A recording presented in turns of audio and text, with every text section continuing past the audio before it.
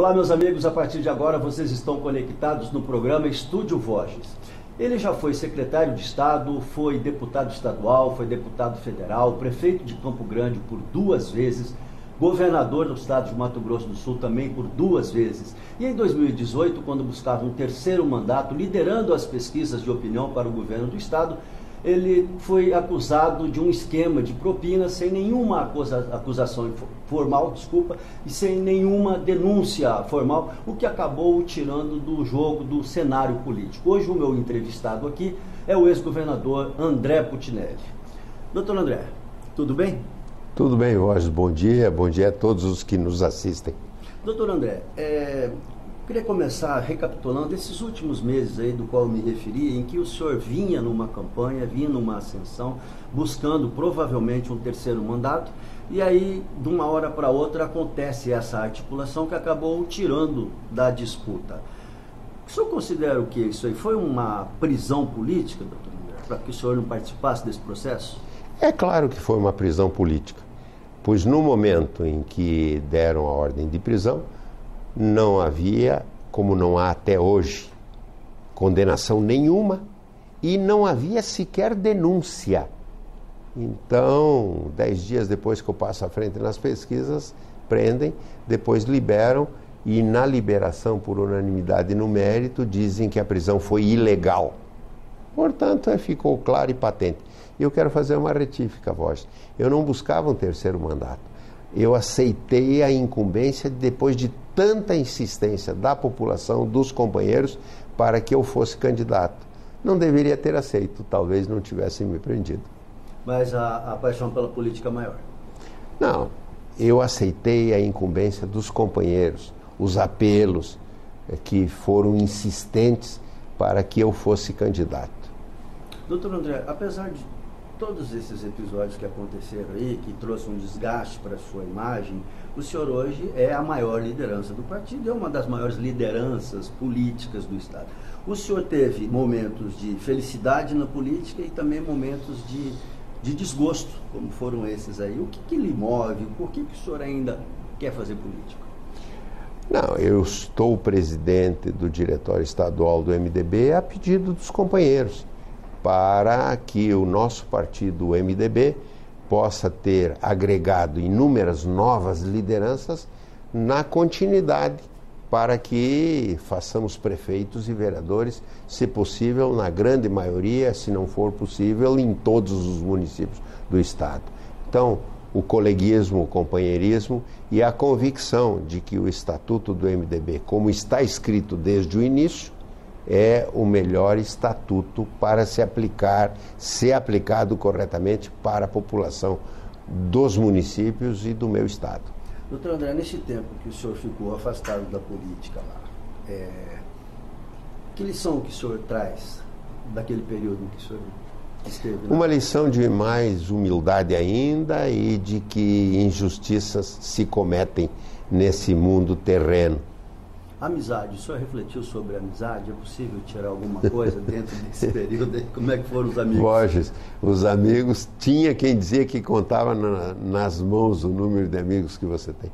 Verdadeiramente, amigos é uma palavra que se sobrepõe a companheirismo, coleguismo, partidarismo, qualquer coisa nesse sentido, mas amigos verdadeiros seus, meus pelo menos, não são muitos não.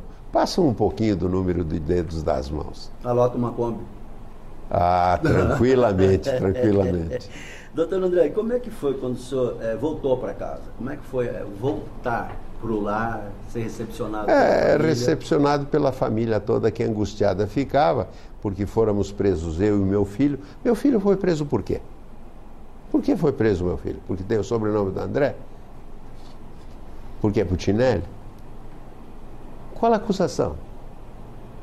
Não se configurou e não se configurará nem a ele, nem contra mim. Por quê? Essa é a pergunta que eu lanço.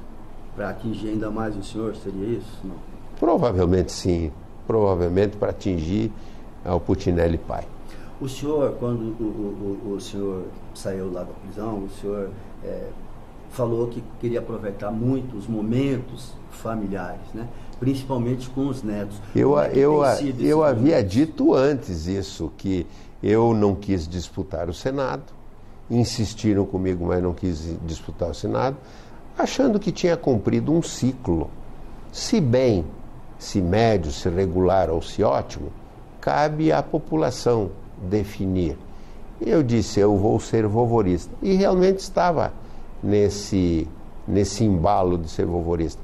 Mas as acusações infundadas, as detratações indevidas, é que nos motivaram, juntamente com o apelo dos companheiros. Está vendo o que estão fazendo com você? Você tem que reagir. E eu acabei insistindo. Agora são fatos passados. Agora vamos ser vovoristas de fato e de direito.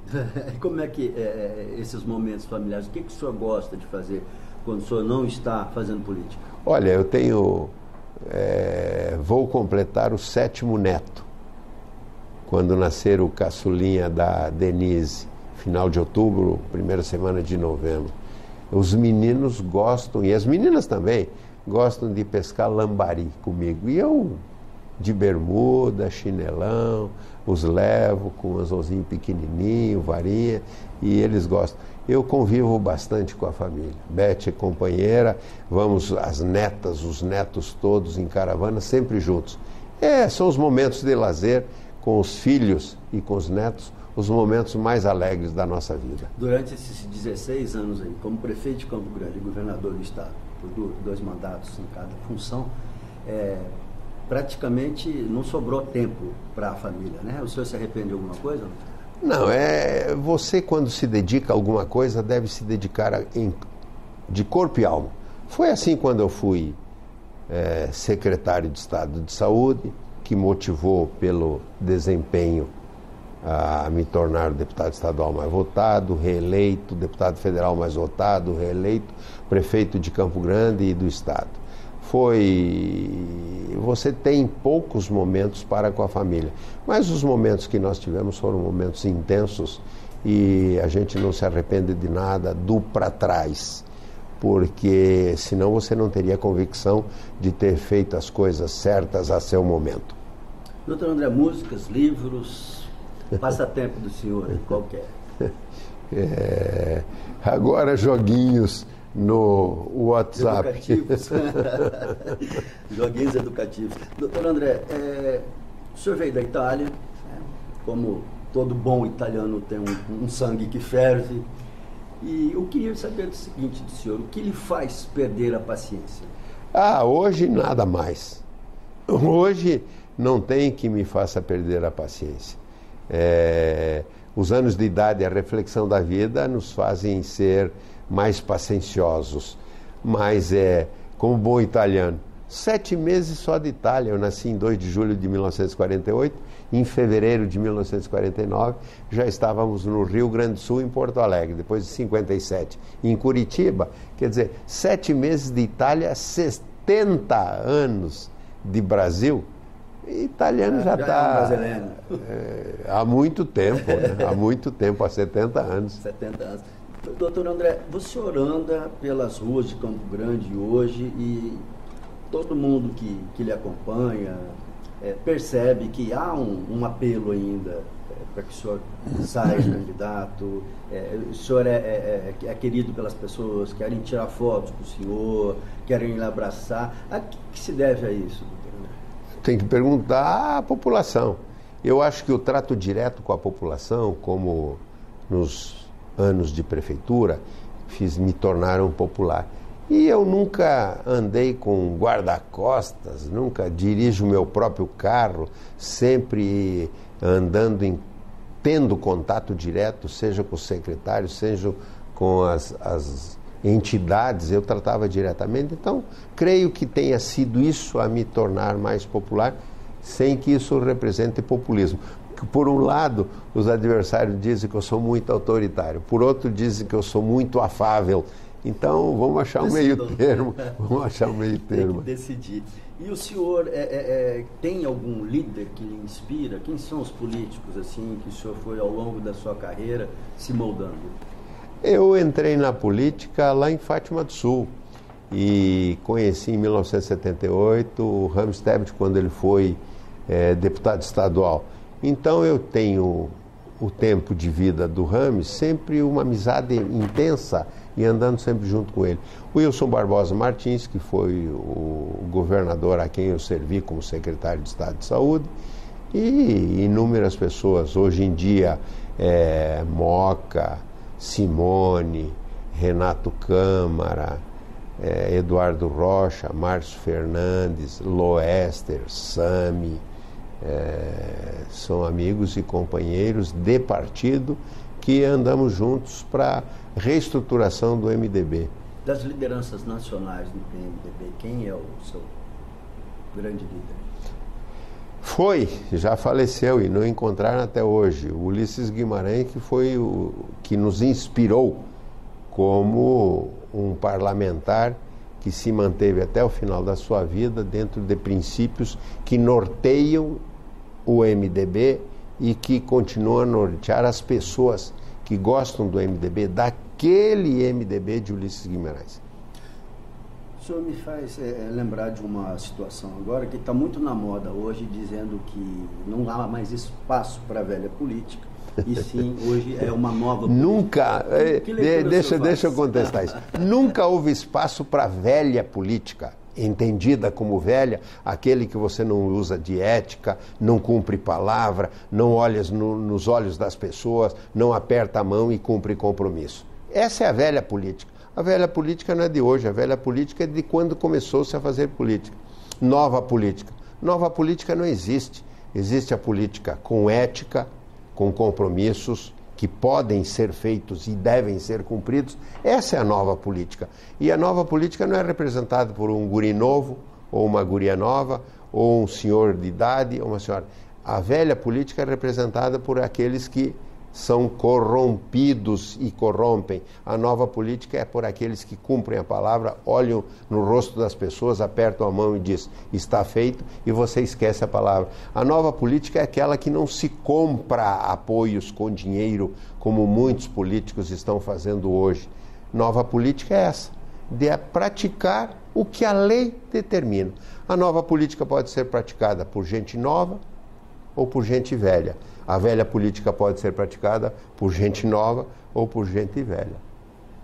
Doutor André, uma opinião nacional sobre a política, o atual cenário do Brasil hoje, como é que leitura o senhor faz? Parece que está começando a despiorar. Melhorar ainda não melhorou muito, então está despiorando. Por exemplo, precisa-se de 35 partidos no país? As cláusulas de barreira devem existir? Claro que devem existir. Você deve ler o estatuto. Você pergunta para um camarada que filiou, o que o estatuto do partido diz? Ah, eu não sei. Você, para entrar no partido, deve ler o estatuto para ver se o que o estatuto professa está correto. Leiam o estatuto do PMDB. Ao ler, vocês verão que é o melhor estatuto de todos os partidos. Dentro do MDB existiam todos os partidos de centro-direita suave, de centro-esquerda e de esquerda. Deles saíram todos. Saiu do MDB o PCdoB, saiu do MDB o PT, saiu do MDB o PSDB, saiu do MDB uma série de partidos. Ficou o MDB. Ficaram pessoas, porque ainda não existem partidos fortes. Tem que ter fidelidade partidária. Tem que ter fidelidade, inclusive nos partidos. O povo elegeu por um partido. Deve ser. Infelizmente, ainda não há partidos fortes no país. Então, tem pessoas boas e ruins em todos os partidos. Tem pessoas boas e ruins no meu MDB. Tem pessoas boas também nos demais partidos. O senhor acha que as pessoas votam em pessoas hoje? Por enquanto, estão votando em pessoas porque não se divulga o estatuto do partido. Diz, bom, eu voto nesse porque esse dá palavra, cumpre e não é ladrão. Eu não voto nesse porque esse é corrupto. Doutor André, as eleições de 2020 estão aí, o senhor é o nome sempre na mesa. Apesar, Borges, deixa eu cortar já o embalo. Apesar de dizerem que eu lidero as pesquisas, Eu quero ser franco e honesto como sempre fui e continuarei sendo. Não pretendo ser candidato a prefeito por Campo Grande em 2020. Nem com todo o apelo da população, eu devia ter escutado o apelo inicial da minha vontade e da minha família de que eu ia ser vovorista, né?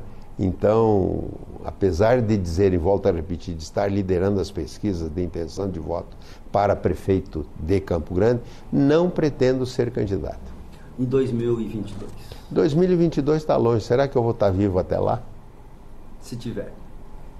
Aí vamos ver se eu não estou muito velhinho. tiver vivo, não tiver muito velhinho e tiver com saúde. Não, e tiver com saúde e tiver provado essas mentiras todas que disseram. Isso é o mais importante para mim. Quando meu pai e minha mãe eram vivos e me disciplinaram, e naquele tempo da disciplina comia vara de marmelo, não tinha essa coisa de hoje que não pode nem dar uma puxadinha de orelha assim, não. Arrancar a orelha da criança não, mas uma puxadinha de orelha tem que dar. Eu ainda sou desse tempo. Uma puxadinha de orelha não faz mal a ninguém, faz corrigir muitas coisas, né? Principalmente aquilo que meu pai e minha mãe me disseram, que com muito orgulho me deram o sobrenome de Putinelli, provar, porque até agora, com anos e anos de investigação e de coisas, até agora tudo que eu falei estava correto e está sendo provado. Um dos exemplos para te dizer é do Aquário do Pantanal. A mentiraiada que fizeram sobre esse Aquário do Pantanal, dizendo que ia custar 380 milhões, 260 milhões, se configurou através de documentos que custaria tão somente 176 milhões de reais. E mais, grande parte do dinheiro não podia ser aplicado em saúde, em segurança e educação, porque era de compensação ambiental. E mais, não foi da minha vontade que eu fiz o aquário, foi da pesquisa da população que 2 obras emblemáticas deviam ser feitas em Campo Grande. O Aquário do Pantanal, como Instituto de Defesa da Fauna Ictiológica e de Pesquisas, porque lá tem 4 laboratórios. E mais o campus da Universidade Estadual do Estado de Mato Grosso do Sul, que eu fiz na saída de Rochedo, em 12 hectares, com o curso de medicina que eu criei na Universidade Estadual. Então, as 2 obras emblemáticas que saíram na pesquisa da população, eu as fiz.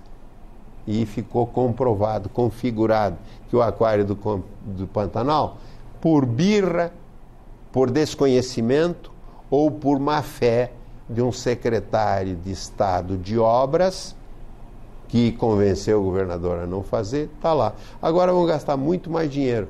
Quem é que vai pagar esse dinheiro desperdiçado a mais que vai ser gasto?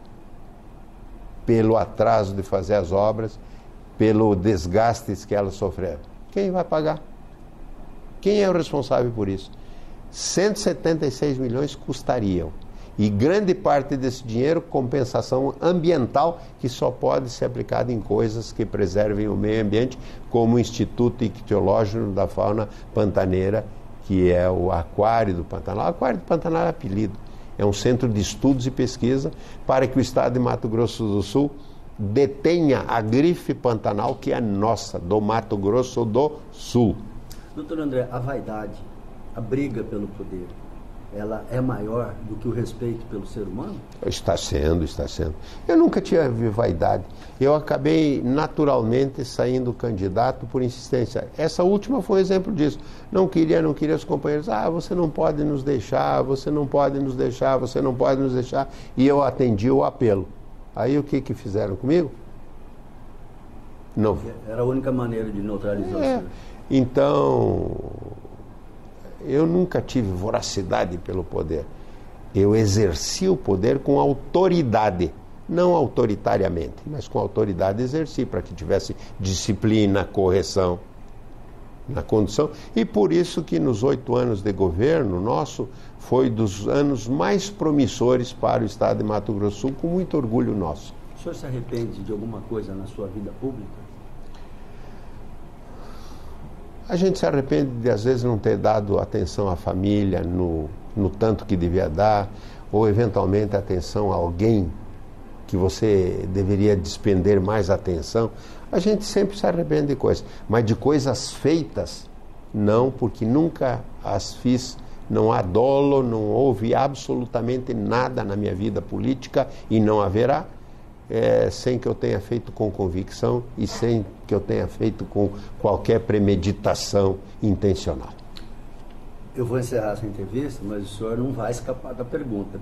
Perguntei se em 2022 o senhor seria candidato. O senhor rodeou e foi embora. Eu vou repetir, eu não pretendo ser candidato. Não serei candidato a prefeito de Campo Grande e 2022 está muito longe. Não há pretensão minha em ser candidato. Eu vou escrever livros e nesses livros relatar dos bastidores as dores de cotovelo que eu tenho nas ingratidões e traições havidas. Doutor André, muito obrigado pela sua entrevista. Sempre é um prazer conversar com o senhor. Obrigado pelo tempo que o senhor dedicou, pela atenção aqui. Eu quero agradecer inicialmente ao Voges e quero agradecer a você que nos assistirá. Pense antes de lançar a flecha, porque ela não volta, se você a está lançando corretamente. Cada um de nós tem que fazer um ato de meia-culpa para que esses fakes da vida não atinjam pessoas que são inocentes. Muito obrigado, doutor André. Muito obrigado a você que nos acompanhou até agora. Esse é o programa Estúdio Voges e a gente volta na próxima edição. Um grande abraço e viva o nosso Mato Grosso do Sul!